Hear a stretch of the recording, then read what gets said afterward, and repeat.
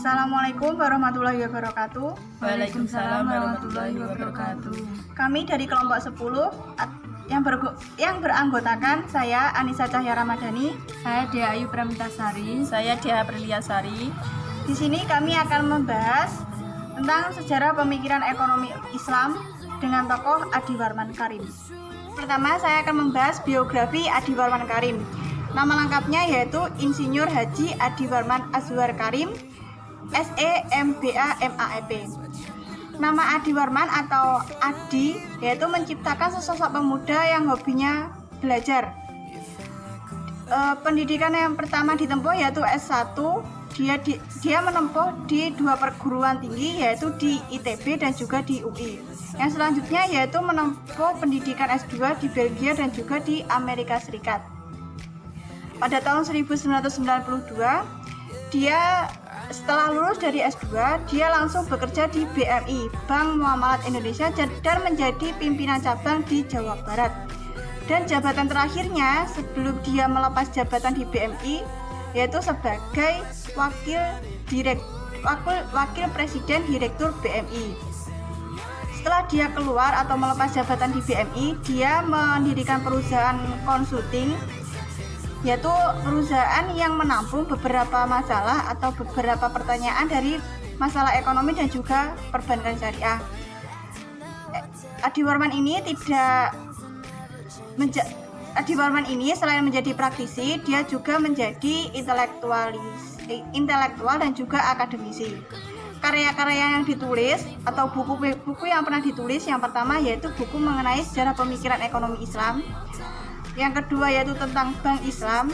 Yang ketiga itu tentang mikroekonomi Islam, ekonomi mikro Islam, dan yang selanjutnya ini adalah tentang ekonomi makro Islam.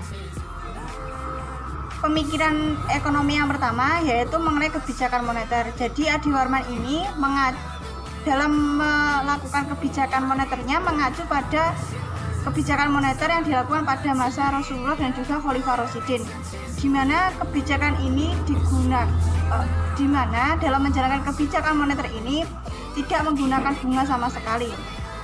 Jadi untuk mendorong pertumbuhan ekonomi Islam dan juga meningkatkan stabilitas ekonomi Islam yaitu melakukan peredaran perputaran uang. Faktor yang mendorong peredaran perputaran uang ini yaitu dengan melakukan pinjaman atau dana khot dan juga kerjasama bisnis dalam bentuk syirkat dan juga mudharabah. Yang kedua yaitu menciptakan persaingan dan juga monopoli yang sehat. Jadi di Islam itu membolehkan kegiatan monopoli asalkan tidak boleh melakukan ikhtiyar atau monopoli sren, di mana mengambil keuntungan di atas keuntungan normal dengan cara menjual sedikit barang dan dengan harga yang tinggi. Yang selanjutnya, yang ketiga, kontrol devisa dan ekonomi Islam.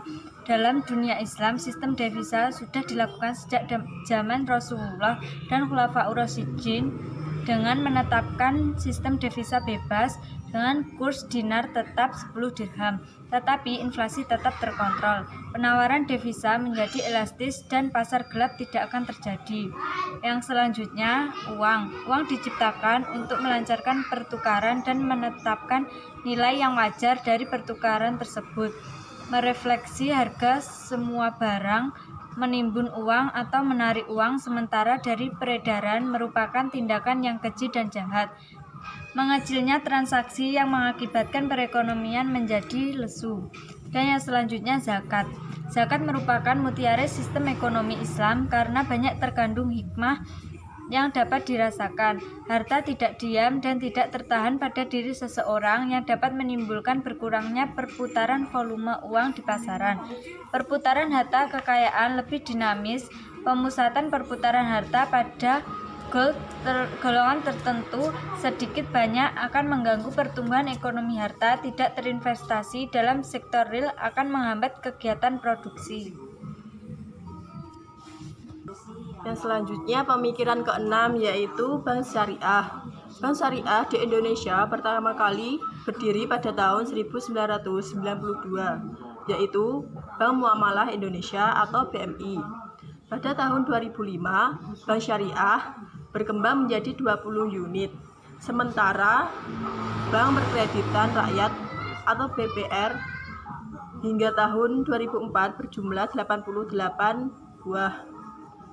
Bank adalah lembaga yang melaksanakan 3 fungsi utama, yaitu memberikan jasa pengiriman uang, menerima simpanan, dan meminjam uang. Selanjutnya, prinsip utama yang dikuasai oleh bank syariah. Yang pertama, larangan riba dalam berbagai bentuk transaksi. Kedua, melakukan kegiatan usaha dan perdagangan berdasarkan perolehan keuntungan yang sah. Ketiga, memberikan zakat.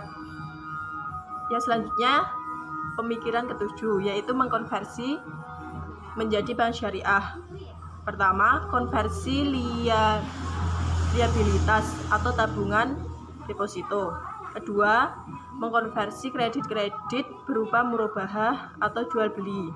Ketiga, mengkonversi LC, bank garansi. Dan keempat, mengkonversi kredit kepemilikan rumah. Kelima, mengkonversi kredit modal menjadi mudharabah dan musyarakah. 6. Mengkonversi pinjaman murni menjadi qard. Ketujuh, mengkonversi pasar uang antar bank menjadi syariah. Yang terakhir yaitu konsep ekonomi Islam di masa pemikiran ekonomi Adi Warman, yaitu teori-teori ekonomi yang diambil oleh Barat tanpa menyebutkan sumbernya. Di antaranya yang pertama, teori Pareto optimum. Di sini diambil dari kitab Nahjul Balaghah Imam Ali. Yang kedua, Barhebres, menyalin beberapa bab dari kitab Ihya Ulumuddin. Dan yang ketiga, Thomas di sini banyak menyalin beberapa bab dari Al-Farabi dan ide-ide Al-Ghazali. Dan terakhir keempat yaitu Adam Smith yang terkenal oleh bapak ekonomi dalam bukunya yaitu The World of Nation. Sekian presentasi dari kami, kurang lebihnya mohon maaf. Wassalamualaikum warahmatullahi wabarakatuh.